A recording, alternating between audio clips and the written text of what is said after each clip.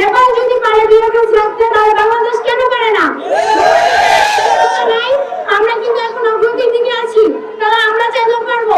আমাদের মহামান্য প্রধান উপদেষ্টা চাইলেই পারেন বিএফএস সেন্টার গুলো আমাদের এখানে রাখতে। তাহলে আমরা কেন নেপালের মতো দেশে যাবো, ইন্ডিয়াতে যাবো, আমাদের লাখ লাখ টাকা খরচ হবে। এখন পর্তুগালের মেসি বলেন, পোল্যান্ডের মেসি বলেন, এগুলার অ্যাপয়েন্টমেন্ট পাওয়া অনেক সময় সাপেক্ষ। একটা অ্যাপয়েন্টমেন্টের জন্য 2 মাস 1.5 মাস করে বসে থাকতে হয়। রোমানিয়া মেসিদের জমা দেওয়ার পরে 1 মাস আমাদের দিল্লিতে বসে থাকতে হয়। এই 1 মাসের খরচ কে দিবে আমাদেরকে? একবারও কি চিন্তা করা হয়েছে? এই 1 মাসের খরচটার জন্য আমাদের কি পরিমাণ ভোগান্তি হতে হয়? 1 মাস পরে যখন আমরা রিজেক্ট হয়ে বাংলাদেশে আসি, আমাদের অবস্থাটা কি হয়, কি দাঁড়ায়? যারা চলে যায় তারা তো যেতে পারি, কিন্তু যারা যেতে পারে না তাদের অবস্থা কি হয়?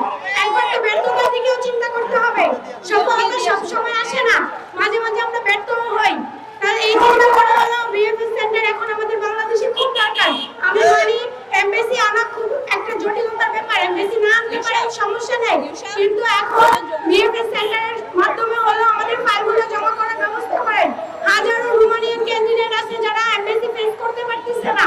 একবার কি চিন্তা করা হয়েছে ওই ছেলেটা কি পরিমাণ হতাশাগ্রস্ত থাকে যে সে 2 লাখ টাকা জাস্ট ইন্ডিয়াতে জাস্ট ফাইল জমা করতে গিয়ে খরচ করে চলে আসছে, কিন্তু সে যেতে পারেনি। এই চিন্তা করা হলো